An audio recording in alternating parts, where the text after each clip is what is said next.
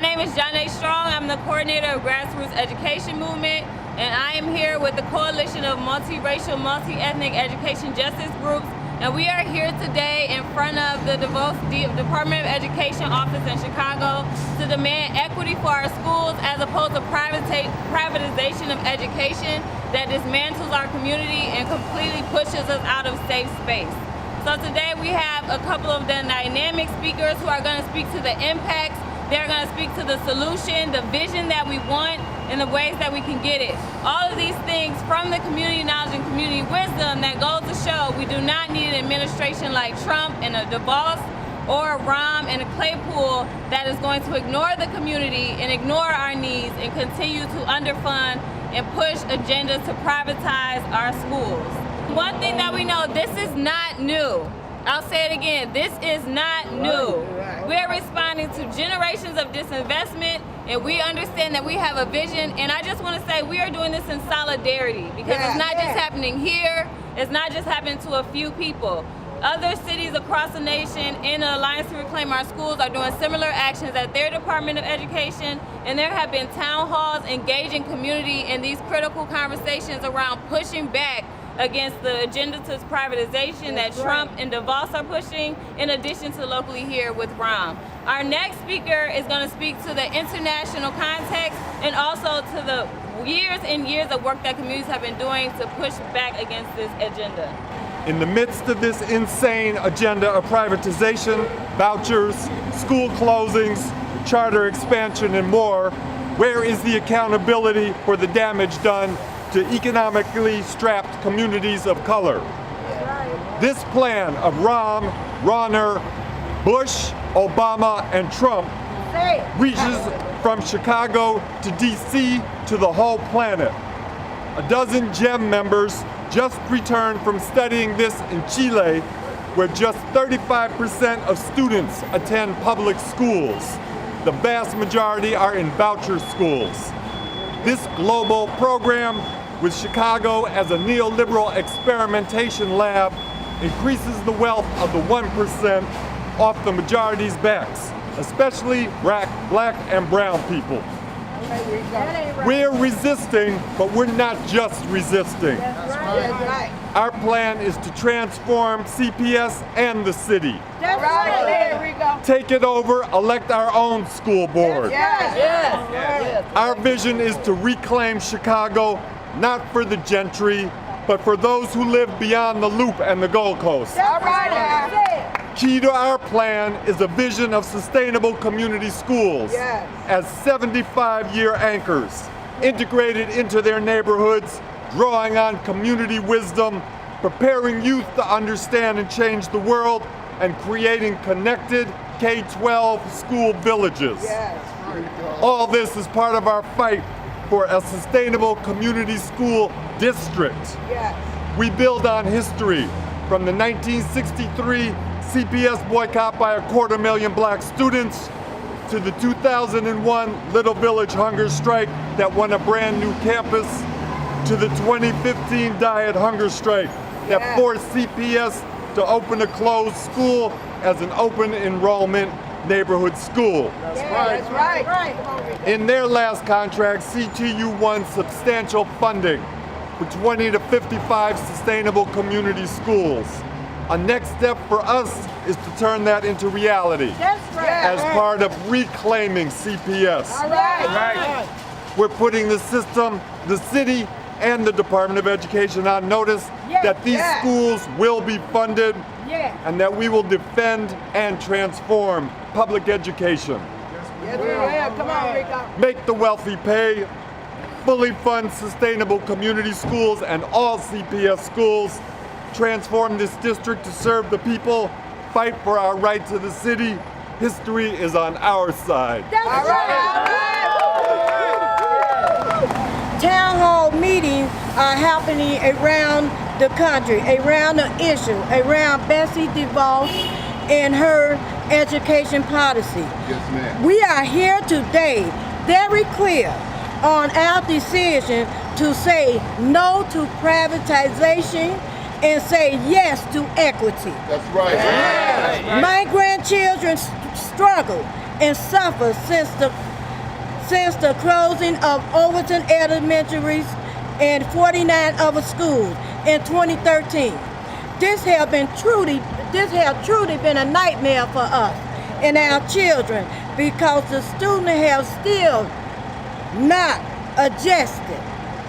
Mayor Emanuel and the appointed school board are no different. And I'll say this again. Mayor Emanuel and the school board are no different than Betsy DeVos and Donald Trump. I want to begin just by being clear that the group of people who are standing here right now represent an incredibly vital part of our school community in the city of Chicago. You see a coalition between teachers and students in the classrooms, between parents and community members out in our neighborhoods, and you put it together, and this is what public education and advocacy for public education looks like. And I want you to keep this picture in mind as you contrast it to what advocacy for public education does not look like. Because behind us is a gleaming steel and glass building that houses the Department of Education, where Betsy DeVos runs an office which is systematically undermining public education in this country. Yes. Her department is on a wrecking mission. Yes. It's a wrecking crew against public schools. Yes. And then when she talks about vouchers, let's be clear, that undermines and is frankly meant to destroy public education as we know it. Yes. As an institution that delivers high quality public education that is universal, that is compulsory, and is free to all people in our society with a means and as a method to uplift all of our society's generation of young and to realize their human potential. That is what we're for. It is not what she's for. That's right. I'm telling you, she is trying to sabotage public education. She is trying to wreck public education. She is truly a fox guarding the hen house. Now I want to turn to the weasel who's guarding the hen house, Rahm Emanuel. Because frankly, Rahm's policies have been weasel-like. For while he claims to defend public education, he has also promoted choice as a way to uplift public schools. Choice has undermined public education, starting with his predecessor, Mayor Daley, who began a campaign to open high schools of choice. So we went from 80 public high schools in the city to 140 at the exact same time that he was cutting resources to the communities that send people into the public schools. Yes. So why do you almost double high schools at the same time that you destroy the supports feed into high schools? It's a program to close high schools, make no mistake. And so when several years ago they closed 50 public schools, elementary schools in almost entirely black neighborhoods, that was just a precursor to what we think is going to come this December, which is the closing of 50 more schools. And so we have to say clearly, no closing public schools, invest in those schools. Invest in our school communities. That's what we demand there. Furthermore, those same policies of austerity being justified by language about choice, let's be clear, that has cut public school librarians, that has cut social workers, that has cut teachers, art programs, and the other vital supports that our schools need to serve our students. So we've seen Rahm's policies undermine our schools. Now why would he do that?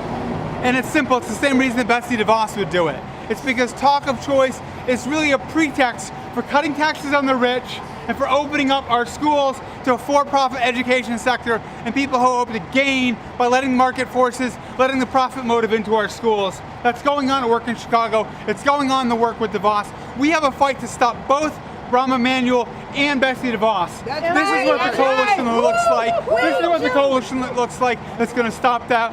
You can count on us to stick together and fight to defend public education and the people who go to work every day in our schools and the people who depend on our schools. We'll be there together for that. So let's all together, let's say, fight to defend public education, fight against the treasurers, fight against the foxes, fight against the weasels, fight to defend our schools, all together, public education. So our students, our children are the ones being most affected and been hurt by this, right? Right? But we also know there are attacks on our neighborhoods. We know our housing is being taken away from us, right? Are you sure? Is everybody? Is people's houses being taken away? Are people being priced out their neighborhoods? The two go hand in hand. They attack our schools, they inundate us with crime, and then they push us out for somebody else to come in. It ain't difficult to figure out, right? Are you sure? You with me? Yeah. So we got to figure out what we gonna do. Are we gonna allow it to keep happening? No. Are we gonna allow it to keep happening? No. The reason they in that building is because we pay their salaries. That's right. Right? Who pay their salaries? We do. Who pay their salaries? We do. All right, we got to remember that because they supposed to be working for us, not the other way around. And the same ones taking our homes, they work for us too, right? Yeah. So we got to figure out what we gonna do. As the last poet say, black people, what y'all gonna do? What we gonna do? It's on us, right? Are you hear me? Yeah. All right. So we got to make sure we don't lose the connection between us, because it's all the same. The crime, the housing, the education, it's all the same. It's to get us out of our neighborhoods. It's to get us out. We know that, right? Yeah. We've been seeing it over the last 15, 20 years. This whole front entrance, they've shut it down.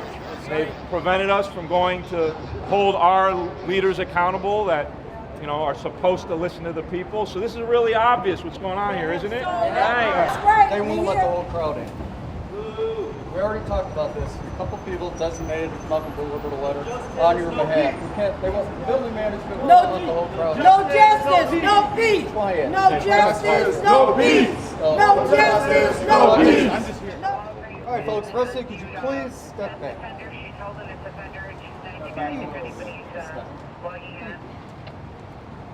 The door. The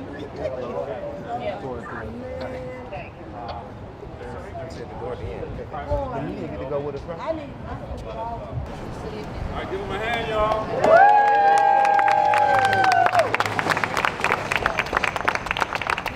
All right, good afternoon. We were just stalled by, I believe the young lady's name is Shirley Jones. We were trying to deliver the letter to her. The security came down and stopped us in the Chicago police and told them that we could not go up, but he'll go up and get her. That took about 10 minutes. He come back down and we asked him, well, could you take the letter up to her? Well, not take the letter up to her, but if she could come down and receive the letter from us. She would not come down and receive the letter. She said she has to get permission from Washington, D.C. to accept a letter. A letter, which we feel is absurd, and it doesn't, cut the mustard, so to speak. Right. And so basically, as being people who live in this city, who pay our tax dollars, who are coming just to deliver letters, to state our claim, to state our argument, and to invite them to decide what side of history they're going to be on around public education, we could even have a simple taking of our letter. And so what this means for us is that we're going to continue to fight for public education. We're going to continue to demand that they say what side that they're on. We're going to continue to engage DeVos. We're going to continue to engage Trump. We're going to continue to engage Rahm. And we will be back. Wherever they are, we will be there. All right.